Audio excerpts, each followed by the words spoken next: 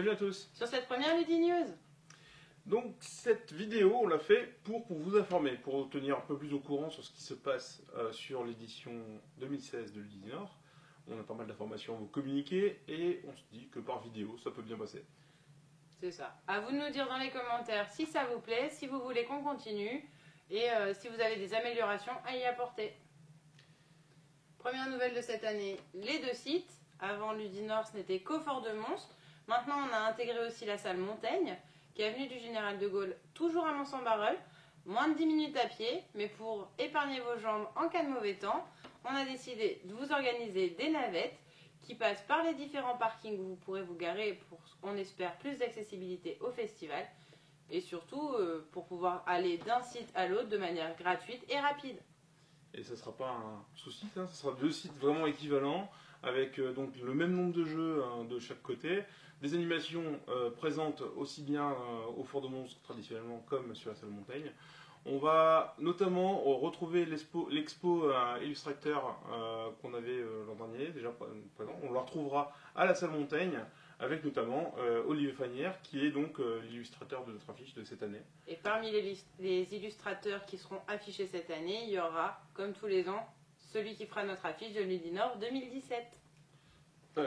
Absolument, ouais. Donc du coup, là, le grand suspense règne à savoir qui va donc bien réaliser l'affiche de 2017. Bon, avant d'aller plus loin sur 2017, on continue sur 2016. Donc deux sites, ça veut dire aussi deux accueils.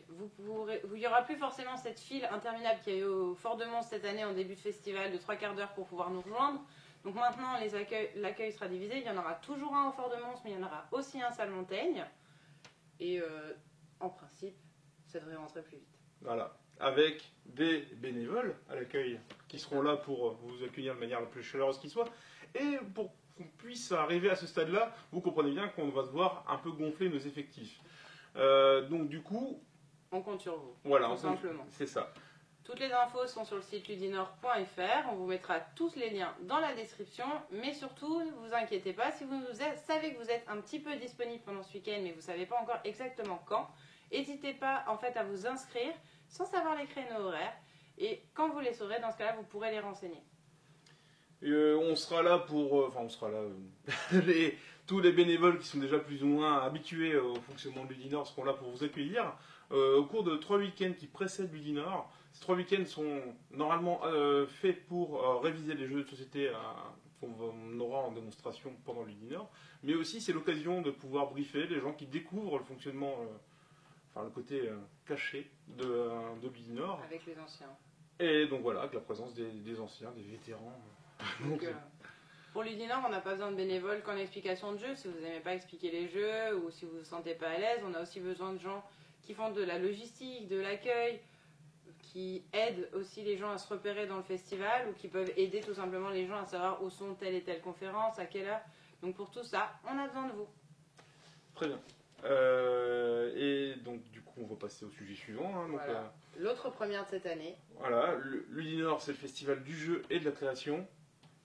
Donc du coup on a le fameux prix stratégie, on a le prix famille et on a le prix enfant. Voilà, donc cette année on a eu encore plus de prototypes en sélection. Une vingtaine de plus je crois. Voilà, donc c'est ce qui nous fait 120 dossiers qui ont été déposés. De là ont été retenus 15 en strat, 15 en famille et 4 en enfant. Donc, de la même manière que les autres années, c'est vous qui déciderez qui remportera le prix via les votes durant le week-end, avec donc désignation des vainqueurs le dimanche à 17h. Ouais. Voilà. Et on vous attend nombreux aussi pour ça. Une autre encore première, ce Ludinor est plein de premières, c'est la venue de l'assaut des ludothèques françaises. Pour la première fois à Ludinor, d'habitude ils sont à Cannes et cette année ils ont choisi de venir nous voir. Voilà, ils ont voulu changer un petit peu, du coup Cannes, Ludinor, normal quoi.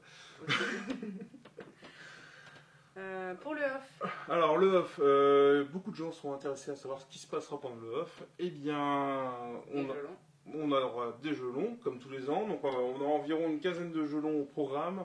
Avec notamment Fief ou Battlestar, Runta, Mare Nostrum géant et sans doute un Méga Civilisation qui est en train de se préparer. Mais c'est pas encore tout à fait fait, mais on s'en approche. On n'est pas loin. C'est ça. 5 tables de jeux de rôle également prévues. Alors effectivement, en fonction des inscriptions, peut-être que ce sera agençable, mais ça c'est... On est encore loin, normalement un off ça se prépare pas. Mais là on essaie de faire au mieux. C'est pas encore ouvert, mais c'est pour bientôt. C'est ça.